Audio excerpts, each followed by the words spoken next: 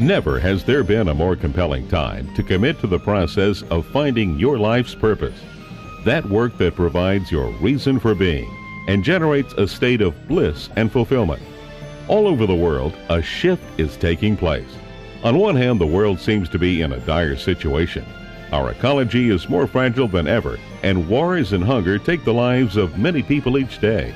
On the other hand, humanity as a whole is awakening to the understanding that our lives can and should be more than just a constant struggle for survival. Just imagine an on-purpose world where people are too preoccupied living according to their true purpose to bother waging wars, stealing from one another, or committing countless other abuses. It is possible to make a better world, and you are a vital part of this change. It is my firm and passionate belief that if people become serious about seeking and living their life's purpose, it will produce a ripple effect on this planet, the likes of which have never been seen. It could even play a huge part in ending poverty, war, and hunger. Now, here is the author of What's My Purpose? A Journey of Personal and Professional Growth, and the creator and producer of the new upcoming film, One World Living on Purpose, and the creator and host of the Circle of Success Show, Dr. Jim White. Thank you, David, and good afternoon, everyone. We've got a fantastic show for you today. We have a very special guest, and it's always great to have our guest and be able to call him a friend as well. His name's Wayne Clancy. Wayne's going to be with us for the full hour, and our show theme today is One World Living on Purpose. One World Living on Purpose. We started thinking about this about 7 years ago, and as I said in the introduction, just imagine if we could get the world living on purpose, everybody living on purpose, what we could do collectively. So today we're going to talk about purpose. We're going to talk about Wayne's work and from a technology standpoint, what he's doing to pull all of the communication gaps together and help us to continue to align on purpose. So what I want you to do is sit back, get a notepad, relax, get in the moment, and take a look at this clip.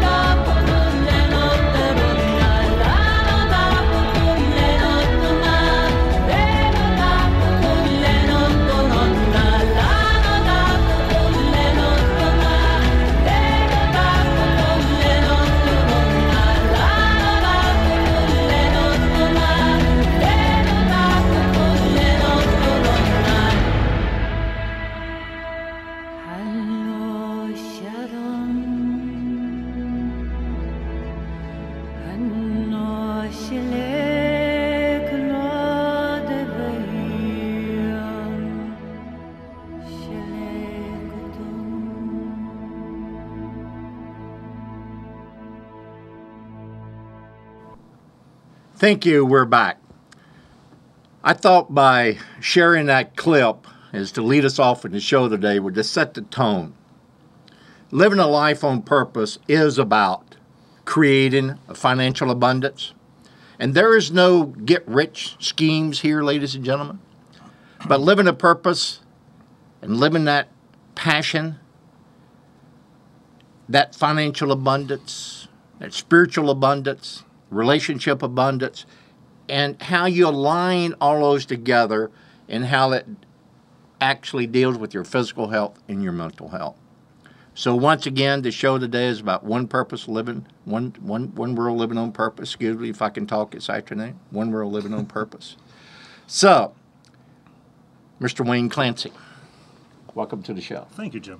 And I'd just like to say how privileged I feel to be on your show. Do you remember that first conversation we had back a few years ago? We've had so many wonderful conversations, and that about 5-6 years ago. So refresh my memory. Well, we were. I was struggling to put together a bunch of pieces. Yeah. Because I knew inherently that everything was connected, and we had this 2-hour conversation. And Jim didn't know me from Adam at the time, and put all that time into it. And I'm sure you've done that with many other people as well. And everything started to come together after that. And when you're thinking about the way that you've organized your thoughts and helping people understand how it's connected, and you start looking for those connections. That's where the magic starts. Yeah. And now you refresh my memory. I remember that conversation that we had, and it's amazing how people come into your life, and it's meant to be, and it's just magical. And that's what we've enjoyed. And you said it so well in your email a few nights ago. We don't talk that often, but the connection is very strong because we're after the same common bold goal, and that's to help the universe. And I know what a lot of our listeners and our viewers and around the world say, man, they're talking about changing the world. Yeah, we are. And we believe we can do it, and we actually are doing it on a daily basis. So once again, it's a privilege. And Wayne had a long flight. Wayne is from Toronto, Canada, and so we're glad you're in the studio. So let's talk about the gaps. At first, a little of your bio, a little background, because you got a fantastic background. So share with our audience a little bit about your background and how you got into this technology, bringing spiritual and energy through technology to communicate and fill these gaps. Okay.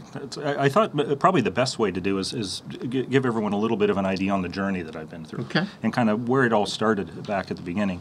I went to school. I graduated with a marketing degree. And my first job was with a large multinational organization. It was about $800 million. This is back in early 80s.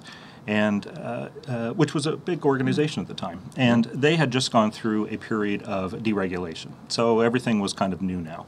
And marketing was a new concept. They were run by accountants and operators, and there's nothing wrong with that, but you need the whole component.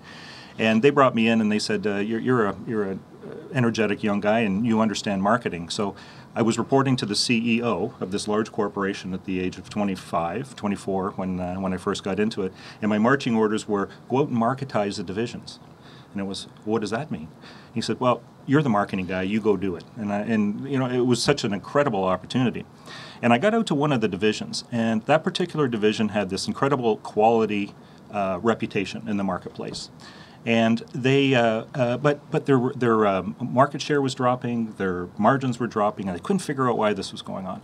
So, of course, when you go into a room, sometimes you can see the things that no one else can see, and or because they're so far into the muck. It's not that they wouldn't, but they just necessarily haven't. So I asked the question in the meeting, well, how important is this stuff? Because every year they would do a satisfaction study, and every year they were better than everyone else.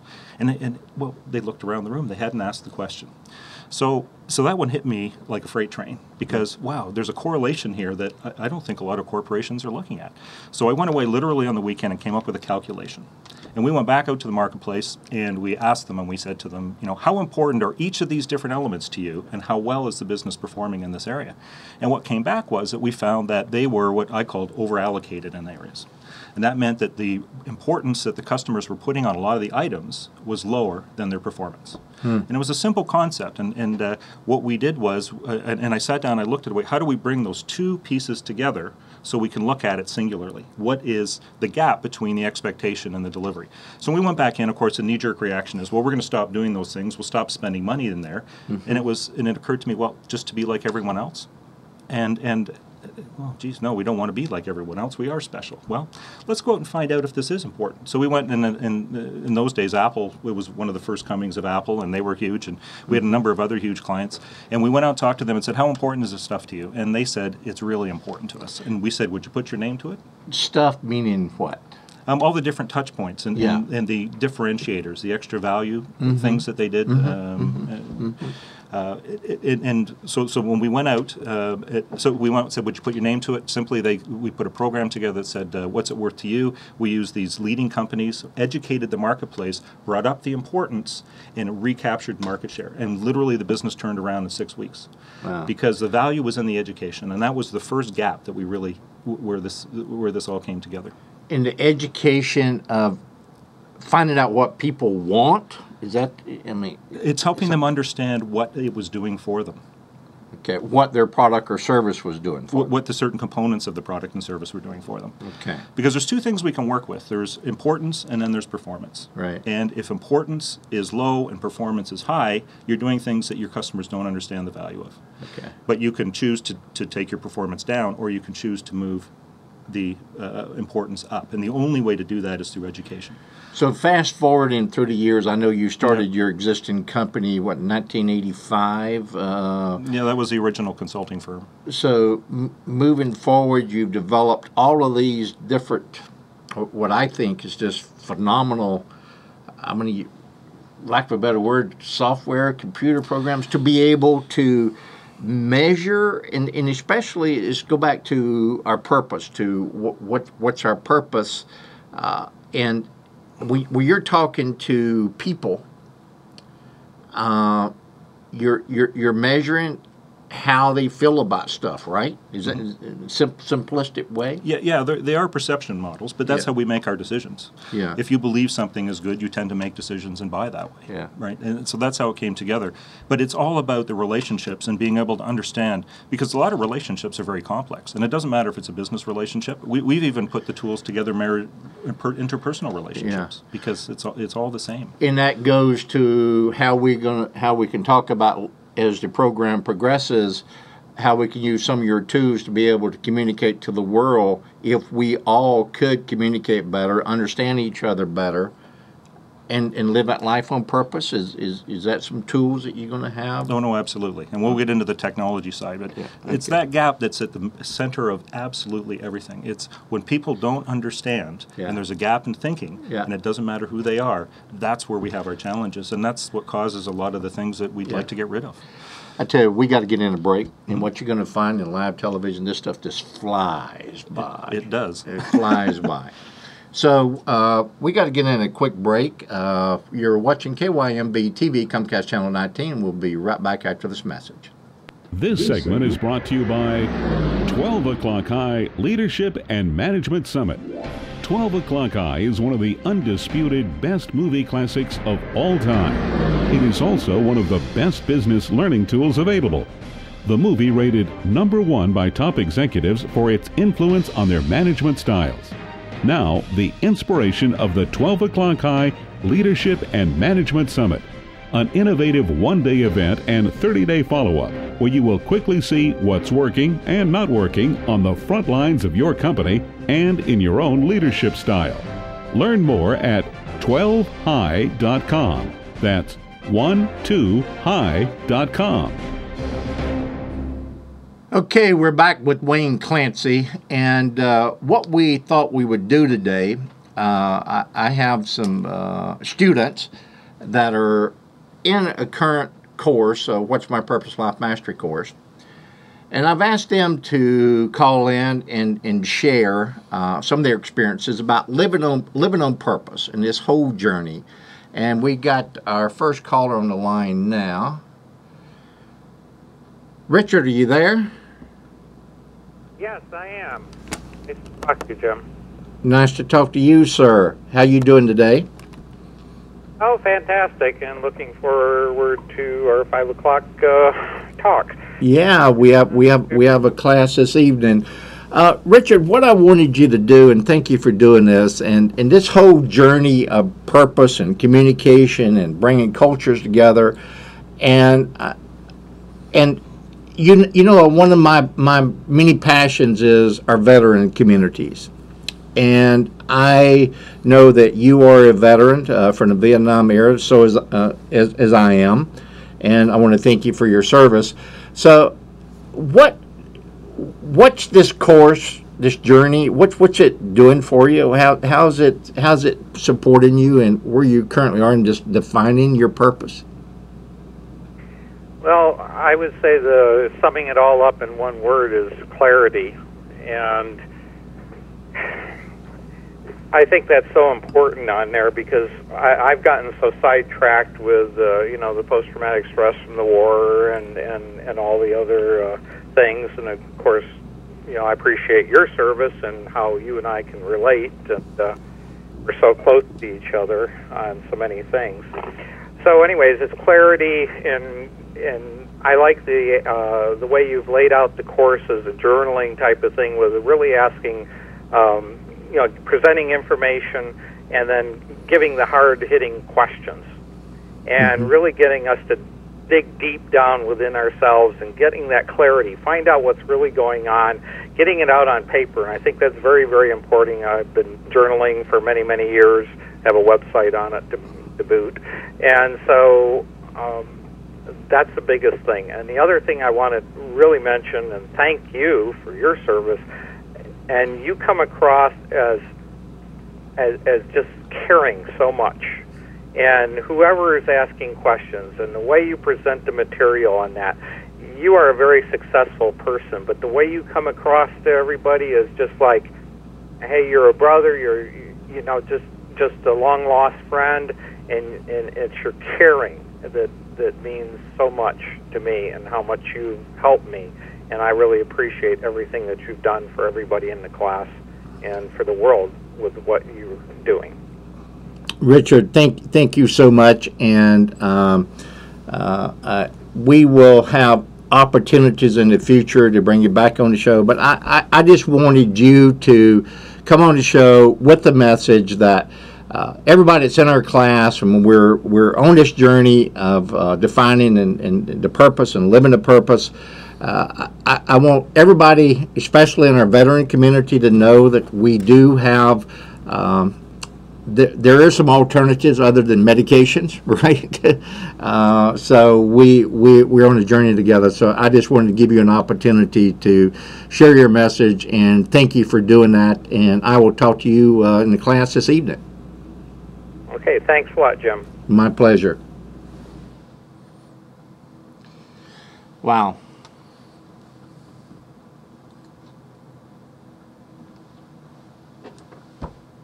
I go in silence here for a moment, ladies and gentlemen. Sometimes that's okay.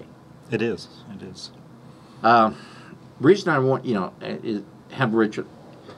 That goes to one of the conversations that you and I had, and this is connection, all the technology that you do, but it's a bigger thing in that. We're in our discussion, we're always, what can we do to be able to get our message across to hundreds of millions of people? Mm-hmm. And that's one thing that I know you've spent a big part of your career and using tools to be able to leverage, is that to communicate. Mm-hmm. And to do gaps. So tell us a little bit more about some of this gap analysis work and how that all fits in our theme of One World Living on Purpose. Okay. As I explained, the gap analysis started out with a customer look, and that's a very traditional business look at things. And we got involved in some pretty interesting ways of measuring complex relationships and simplifying them and making it work. We went to some technology people and we said, can you automate this for us? This was back in the 90s because we had used it for due diligence and mergers and acquisitions and all sorts of different things. And we had a couple say they could. And then we found these two really, really bright people that came in, and John has been with me for an awfully long time, and he's the architect of this, and he was able to take some of this complex stuff and simplify it. So it became a data management company. And we were able to organize that information so companies could make simple decisions, and it was presented to them in a way that was simple, is the same as ISO is and other quality systems. So it became an outside-in quality system. Well, our customers liked this so much that they dragged us kicking and screaming into the employee side because that was a key component. Now, of course, initially we had the customers to over the here. employee side to find out what the employees, how they were connecting, what they were thinking about the company, what they liked, and once again, bring it back to, are they in fact in the job that they should be in for is living that purpose? All of those things. It's what we call employee engagement today, and that was a component of it, and that was done separately. And we had the employees and how engaged are they, and what's their purpose in terms of, and the organization's purpose, Right. and how aligned are those Right. in taking care of the customers. Right. And then the fun part was when we started to connect those two, because we actually had the employees give us feedback as if they were a customer. And the interesting thing was that we found so often that both components of the gap were out of whack, that the employees a lot of times just didn't understand what the customers were looking for. And it wasn't that they didn't want to do it, it wasn't that it was a bad organization, it's just that customers are far more complicated than it used to be because there's so many different groups of them. And this brought them together, and our technology allowed us to put them side by side, and the company could very clearly see, wow, this is what our employees are thinking, and this is what our customers are thinking. You said customers are complex, They can be. and they are. But as we step away, if we're on this journey of one world living on purpose where every living, breathing human being has a unique talent, and they understand after doing the work, this is the reason I'm on this earth. And we have got to, the consumer world, we got to provide the basics, right? You got to eat, you got the food, you got to have health, you have all of that. But if we can imagine one world where everybody is really living purpose, is there a possibility to become maybe not so complex? Or are we as human beings are we our own worst enemy sometimes? Well, let me clarify there, because you're absolutely correct, and I agree. The relationships themselves aren't necessarily that complicated. It's really just understanding what is it that other people value differently than I do. Absolutely. And how do we bring those two components together? So that part's simple. The problem is that we make it complicated because we have so many different things that we look at. And we also have so many different people that have so many different views on things. So as a business or as an individual who has to interact with other people, that's one of the complexities of it is, you look out and there's so many different types of customers and sizes and everything else. And how do we organize this in a way where we can really treat people as we should? And when we really understand that well, the employees love it because they're able to find their things that excite them about delivering. Because at the end of the day, we find most employees want to do a good job. They do, and this is the opportunity that I'm going to say corporate America and corporate world has, is to be able to develop that culture and establish this business model that fair practice and make it an environment where you're so excited about showing up to work versus having to look over your shoulder is somebody going to stab a knife in my back. And it's understanding that there is a win for everybody in this deal. Now, these words are overused, right? So, and you're absolutely right. What we found was that the traditional methods of win-lose and strategy are all based on war strategies. You know that. You and I have talked about this. And collaboration, everybody can contribute and enjoy it. And people say, Clancy, you're off on another planet. But you know what? I've seen examples. Tell me of that it. all the time. I've seen. We've got some customers. BASF is a good example. A lot of people don't even know who they are. If you look around the room, everything here has some of BASF material in it. You know what I love about it? What do they say? They don't make anything. They just improve everything. They do. Is that the deal? But it's, there's a reason for that. They are so well run. Yeah. They've been using our tools for years now. I bet 10 years, and they're so in line. Their employees have a good time. You see them. They're enjoying it. Their contribution, and there's more purpose to the business, even though they prefer to be in the background sometimes. So it works, and it can work in a big corporate environment. We got to get another break in, and this break is a 1-minute clip, and I chose it, and I think it's a nice time to put it. It's called Strong, Being Strong. So let's take a look at this clip. What is strong? Is it muscle or something more? Is it measured in miles or milliseconds? Is it your best time or your worst day? Maybe strong is just what you have left when you've used up all your weak.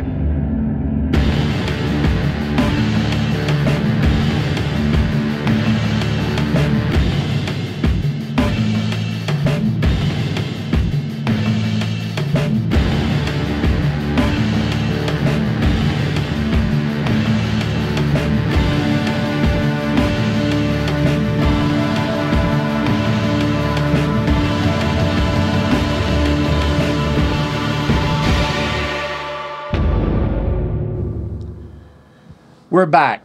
Reason I wanted to show that clip to reinforce the show today. It's about finding, living, knowing that you can have the abundance, but that journey is sometimes challenging, and you've got to be strong.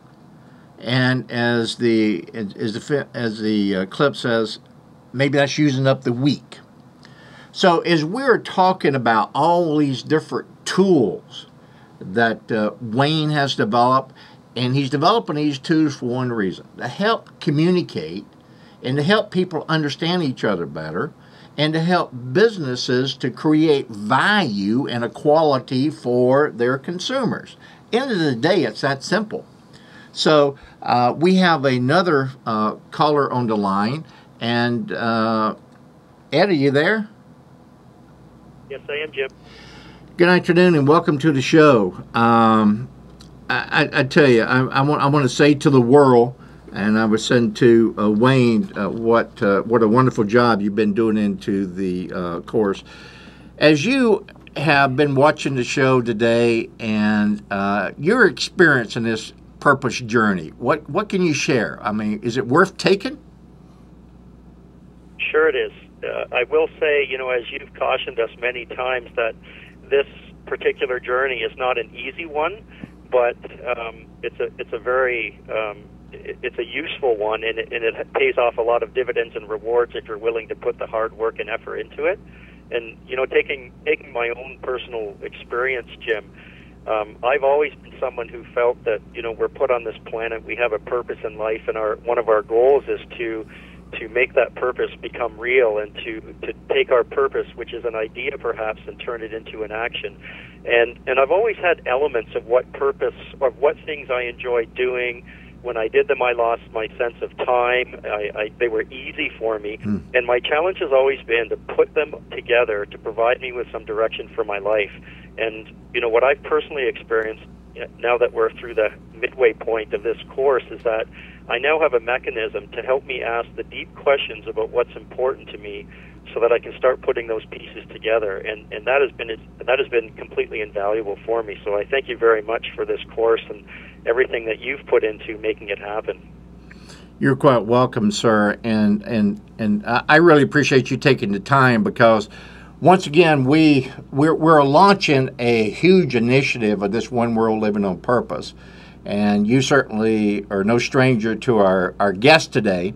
And matter of fact, you're actually friends, and you actually work for Wayne, and the tools that you guys have, and when we start bringing it together, how you could use your technology into spreading the word of purpose.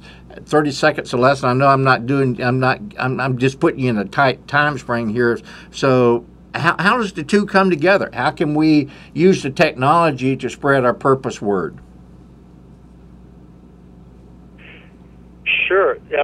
So, looking at the tools that Wayne has created, as he said, they provide that gap between, what my expectation is and what my performance is in an area. And, being able to ask those kinds of questions, which you enable within the course, allow us to determine where am I today, where do I want to be in the future, and how can I best get there. Yeah. And, that's part of what Wayne and his tools have brought to the table, and I know that he's going to tell you about some other initiatives he's got where the tool is being used to help help people on an individual level, but also to help on a more macro global level as well. Okay. And we're going to great segue, so great segue. Tell us some more about some of the new stuff that you were working. Let's get into that a little bit. Yeah, so absolutely. How we do that. Ed, thank you so much, and we'll talk to you tonight. So we have the customers and the employees, and everybody works there, and corporations need to take that responsibility. Another key tool that we have now that's very contemporary, Jim, is in the whole employee side again. And I'll be really quick on this. One of the partners in the business, his name is Michael Kosek. He's an recognized expert in that area. He's a best-selling author on it as well. And he developed tools on mental wellness because there's a huge gap between people's desire to be engaged with the organization and their actual ability. And it's now on the top of the list of corporations to help people so you don't have a caustic environment, you don't have a difficult environment, that people actually have the ability to be engaged. So now we've got a gap over here, so how do we work with employees? And we also brought in vendor relationships and channel partners and everything else that goes with it. So all of these different components now give us a much clearer picture. But traditionally, organizations tend to look at them in silos. Mm-hmm. And we look at them as they're all interrelated. And how do we actually make people understand and find those common denominators, find what's different, celebrate it, and understand it, and then find the common way of going about things, and within an organizational structure. And all of those pieces together is the business's reputation, shall we say, and how people see them. And